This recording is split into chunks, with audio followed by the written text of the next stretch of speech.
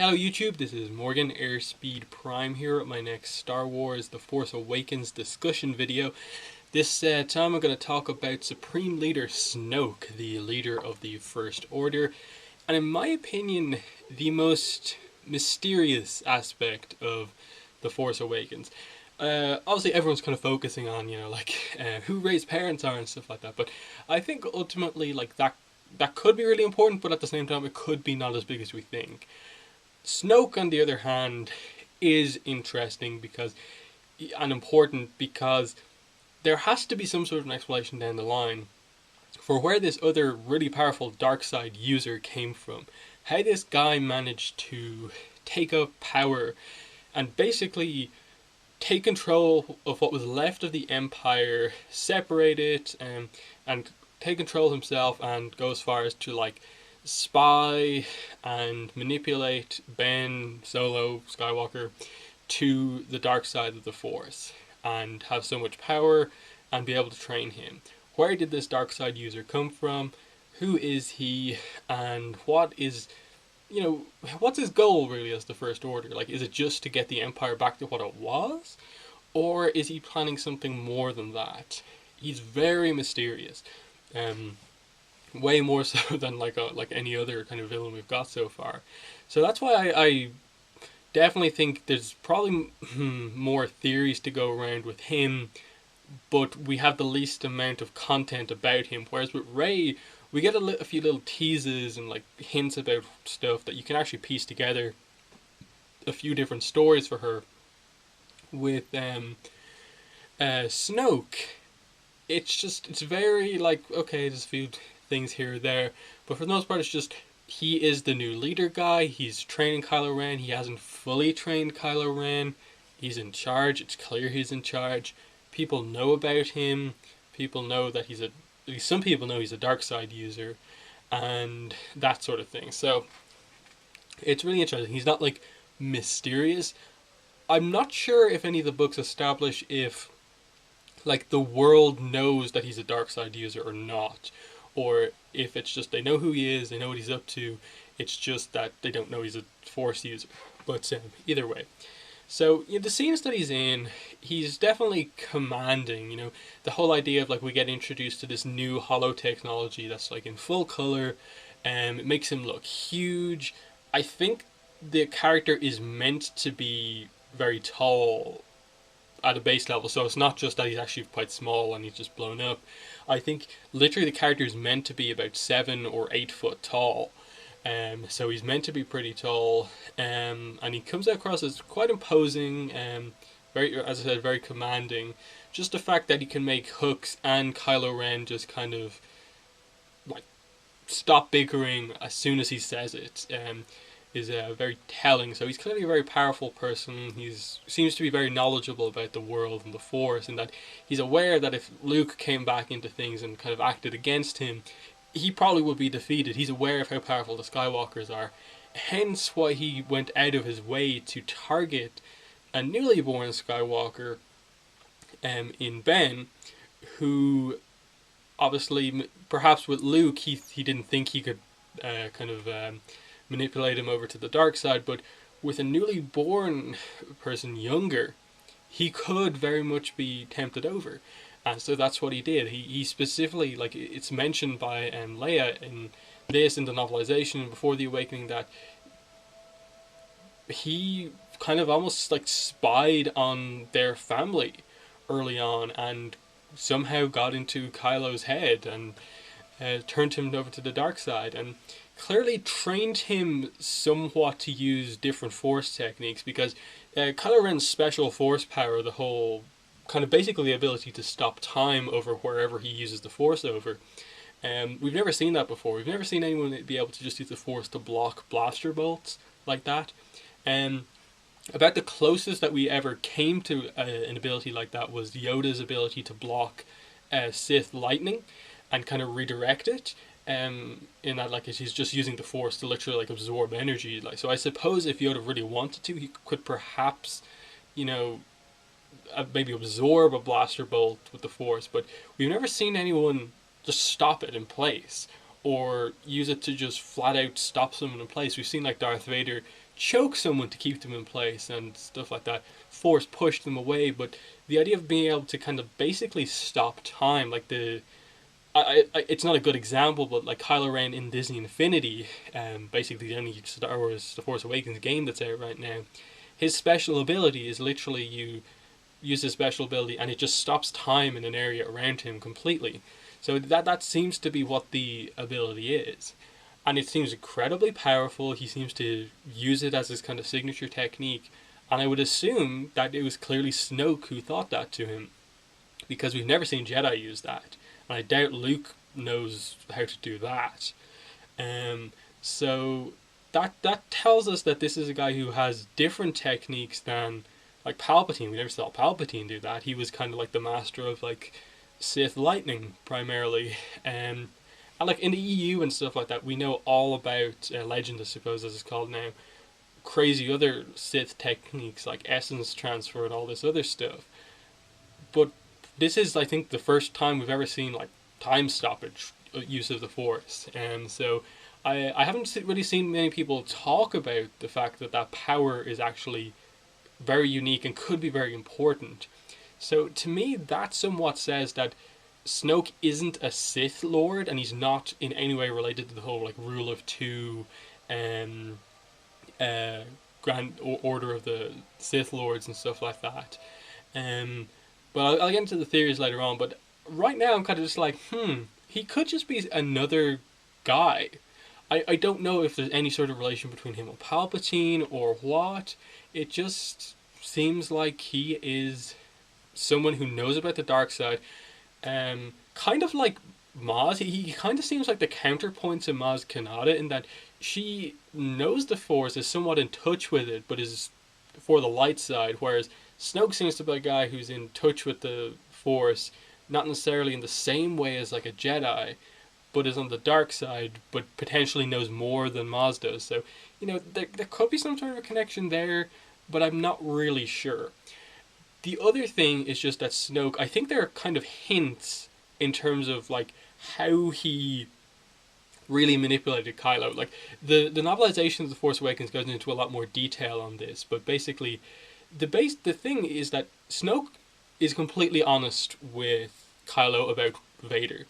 Kylo and Snoke both are aware of the fact that Vader was a Sith Lord and did turn back to the light in the end. He was the one who killed the Emperor.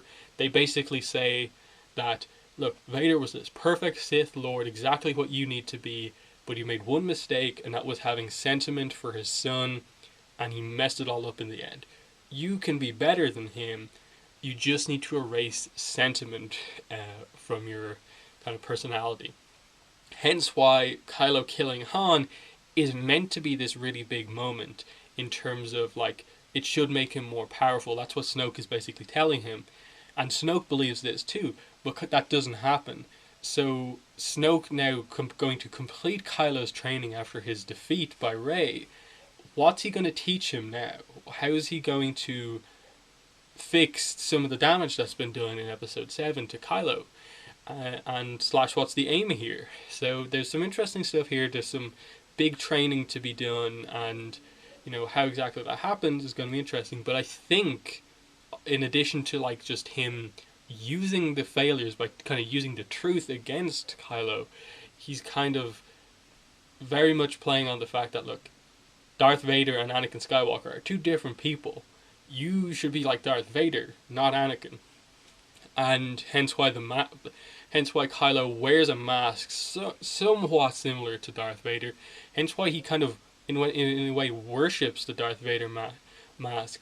Some people are also saying, I don't know if this is canon or not, that the kind of pile of sand that it looks like that he puts his helmet in is kind of meant to be Darth Vader's ashes, because obviously the helmet, he would have got that from Endor and Darth Vader's Death Pyre, which would also be where his ashes were, which I assume Luke would have had in his possession. Kylo betrayed Luke. Did he steal these items from him when the betrayal happened? That would sort of make sense to me. So, he worships Darth Vader. There's one of his lines in the movie where he says, show me again. So at some point, at least in Kylo's head, or it actually happened, something appeared to him and showed him a power that makes him worship Darth Vader. Potentially this was the first time he got these items, that's when it happened. And I kind of have the theory that Snoke perhaps, um, you know, planted some sort of a vision or something like that in these items that, like, it's this made up kind of version of Darth Vader that appeared to Kylo and basically led him completely down the dark side when it happened. So he's maybe potentially using fake visions with Kylo to keep him on his side, and like, this is the way you should interpret your destiny or lineage. Somewhat similar to the fact that, Rey, when she touches the lightsaber, gets her vision, but it's an actual real Force vision, and but it's on the light side of things. He potentially touched Vader's helmet and got the dark side vision of a similar thing. So they could be going down something like that. Like, if he is really that powerful in the Force, and it's clearly he's manipulating him over to the dark side, he would have had to have done something like that to avoid the whole idea of that Anakin was good in the end and Anakin is Darth Vader. They are not separate people. That, Anakin was ultimately turned good again.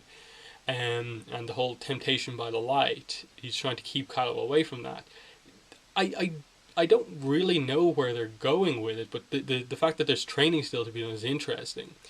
So I don't really know what exactly they're going from here, but let's get into the other side of things, the theory that everyone's been talking about, that apparently people are basically saying it on the same level of, like, everyone has figured it out. Luke is Rey's father. People are also saying Snoke is Darth Plagueis.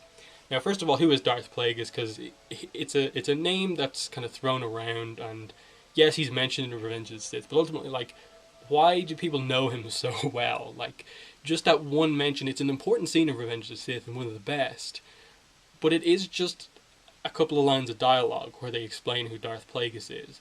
The Sith Lord, before Palpatine, who managed to be able to manipulate midichlorians to the point where you could save people from dying, bring them back, that sort of thing. He was Darth Plagueis the Wise. And, that's about all we know. Everything else we know about Plagueis comes from the book Darth Plagueis, which is technically non-canon at this point because of the massive canon reset that happened about a year after Disney took over, where they basically just said that, yeah, everything except the Clone Wars and the Clone Wars movie is like, and those 6 movies themselves, everything else is non-canon.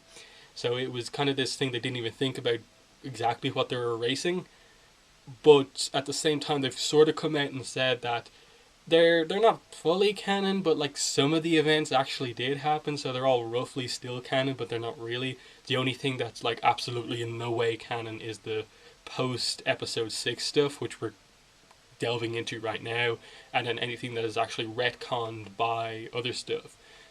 But for me, the Darth Plagueis book should still remain canon, because it's my favourite book in the entire expanded universe. I think it's really good, and it deserves to be kept as absolute 100% information. Now, straight away, Darth Plagueis, the book establishes that he was Palpatine's master, and that book basically goes into how Plagueis killed his master, Darth Tenebrous, and then how he came to have Palpatine as an apprentice, and then how Palpatine killed him, to basically set up episode 1, 2, 3, in that the moment when Palpatine kills Plagueis is basically, it would have happened in or around the last couple of scenes of The Phantom Menace. I think it's basically in between the end of all of the action stuff and then the celebration stuff that happens, in that he's elected as Supreme Chancellor. He goes to celebrate with Plagueis. Plagueis gets drunk. He uses the fact that Plagueis is drunk to help in the killing of Plagueis. And that's how Palpatine gains control and becomes the master in the whole Sith rule of 2 situation. The key thing, though, in their relationship is that Plagueis did all the research into midichlorians and stuff like that. As far as we're aware, at least from the book, Palpatine never really had an interest in doing all that stuff with midichlorians, and was just more focused on the politics side of things, and that was like purposeful on Plagueis' side of things. So hence why, like, immediately when Palpatine gets Vader as his apprentice, he's like, oh, and the other part of the story is that, yeah, we've kind of lost all the knowledge of how to do that, but together we can get it back. He's basically admitting that we don't actually know all this stuff anymore, because it died with Plagueis. Now the thing is, Plagueis in that book is immune. This species immune, which are, we have seen them before in a couple of canon things. I think we see them a few times in the Clone Wars, and the main place where we most notable place you see them is San Hill, the at that point the leader of the banking clan. You see him in episode 2, Attack of the Clones, at the Separatist meeting on Geonosis. He's the guy with the really long head. So Plagueis is that species, which doesn't work with the vision that we're seeing of Snoke, because Snoke's head is not really kind of like that in any way. It's much more rounded and like just kind of like it's very humanoid, but you could tell it is an alien species, but it's not. It doesn't in any way really look like immune. Now, of course, the fact that he's immune comes from this book. They could change it, and that's the kind of fear that I kind of have, in that, like, it sort of makes sense that they would use Plagueis if they were bringing back a character that they had to bring back. Plagueis makes the most sense as being Darth Plagueis the Wise, basically being the other Sith, fairly recent to Palpatine, of note, because he has so much information, so much knowledge of other Sith techniques, and the fact that he was all about manipulating life and stuff like that. It makes sense that he could have easily survived somehow, and they could do that without retconning the books. It's just, right now, I don't think visually what Plagueis is meant to be and what Snoke is makes a whole lot of sense. Now, if it is true, I would just hope that when they come to explain how on earth this is the case, that they don't mess up the book. I would hope they stick to the book and what happens, and there's just an explanation of how he survived. And I think that's another problem with the theory. Star Wars isn't really known for going back and explaining stuff that happened in the past all that much. They've kind of set up, though, with some of the plots here, with Rey and Luke and Kylo and stuff like that, that they kind of have to reflect on the past a little bit. But just in any way revealing that Snoke is Plagueis, I think there is a huge explanation that you need to give for how he's referenced as being dead in episode 3, killed by his apprentice, who we assume is Palpatine in that movie, and it's basically confirmed in canon.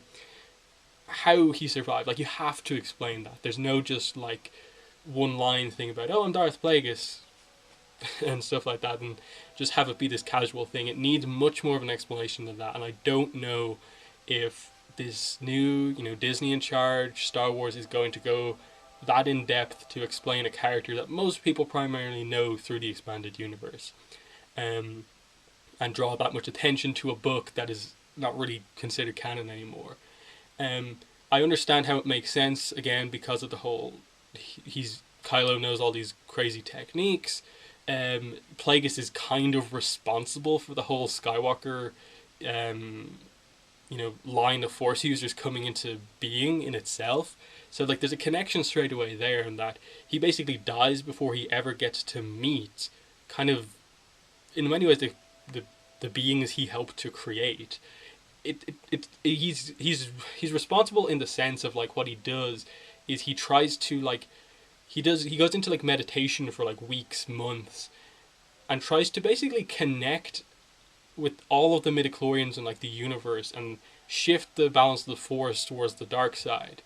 He fails, and, like, in response, the Force, he can sense that the Force has kind of done something to kind of push back against what he was trying to do, and they basically established that Shmi Skywalker getting pregnant and giving birth to Anakin, this chosen one who's basically, the Force is his father, midichlorians are his father, kind of thing, is the result of that. This person who can shift the balance of the Force himself.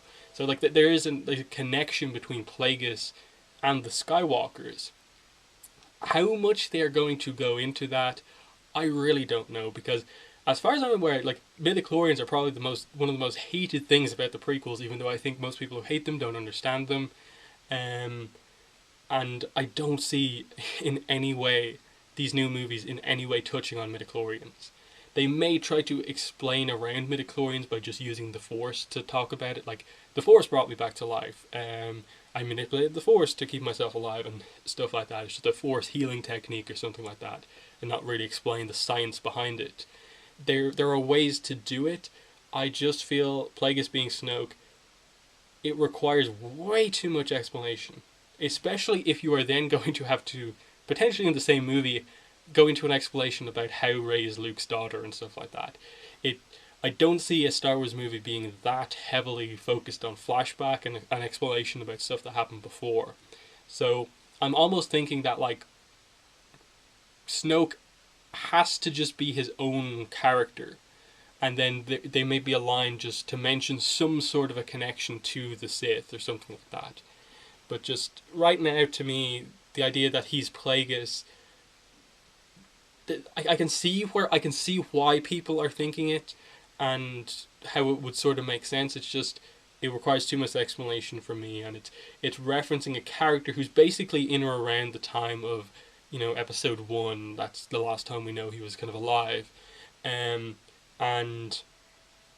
having him come back is just kind of like you're drawing attention to a time period that Disney seems to want to forget. So, as much as I'd love to see more mention of Darth Plagueis, and I would love it if it ends up being Darth Plagueis and it fits in perfectly with the book, I think that would be really cool, because you instantly have a villain who I think is on a super high level, that, like, you can understand how powerful he is and stuff like that, but it just seems a bit like expanded universe, like, dreams of everyone who loves the expanded universe that this is the case. As much as I think it would be a cool thing to do, I don't see it actually being the case. I would assume that it's probably just he's a character to himself. He will have his own origin story explanation that will be fine. Other than that, like, I haven't really seen many other theories about who he could potentially be, because if he is meant to be like 7 and 8 foot tall, there's no obvious connection about who that could be. Dark side user, he seems to have an injury from some. I don't know if that's meant to be notable, or if it's like that he's had, like, surgery to change his face or something like that. Has Luke fought him in the past? What's the case here? The connection people make with Plagueis and the injury is that in the book, Plagueis gets injured at some point. He takes this kind of I can't remember the exact details, but he basically takes this circular blade thing to the kind of neck, kind of lower jaw area, that, like, it's kind of like the injury Kylo gets, except much lower down, and it kind of affects his kind of throat, his jaw, and his kind of chest / lungs. Like, it's a pretty bad injury, and he has to wear a respirator mask afterwards. And it sort of fits with the one Snoke has, but Snoke's is much higher up. It's almost like identical to the injury that Kylo has. So I don't really know about that. The whole Plagueis thing, I understand it, as I said, but I personally am not buying so much into it. And you see when I get into talking about Rey that I don't really necessarily agree with the whole, just by default, Luke is Rey's father. But yes, Snoke, I'm interested in him. Like, I don't think coming out of episode 7 that just the scenes that we get with him are just, he's amazing. He's interesting because we don't know a lot about him, and he's suddenly in this position that it kind of doesn't make sense for anyone to be in. Like, how is there a dark side user in power who's really powerful when Anakin and Luke apparently brought balance to the Force? Like, did he just develop the dark side in the aftermath of that? Is he fairly new to the dark side himself? What happened here? Like, there's some stuff they need to explain, but I think the fact that he is so mysterious is fascinating and will keep people talking until the next movie. But that's about all I really have to say about him, in that, we don't see him do anything. We don't see how powerful he is himself. It's just the fact that he has clearly taught Kylo Ren some stuff, but not everything. In that, coming out of this movie, you're kind of thinking, yeah, you should probably teach him how to use the lightsaber a little bit better here, Snoke. But does Snoke even know lightsaber training, or is Kylo relying all on what Luke taught him? We don't know. Maybe Snoke is just a Force user, doesn't have a lightsaber. who knows. But yeah, that's my video on Snoke. Next up, I will do the video on Poe Dameron, the real fan favorite that's come out of the movie. So I'm excited to do the next video. So thanks for watching this video. If you have any comments, leave them below. But other than that, thanks for watching, and bye.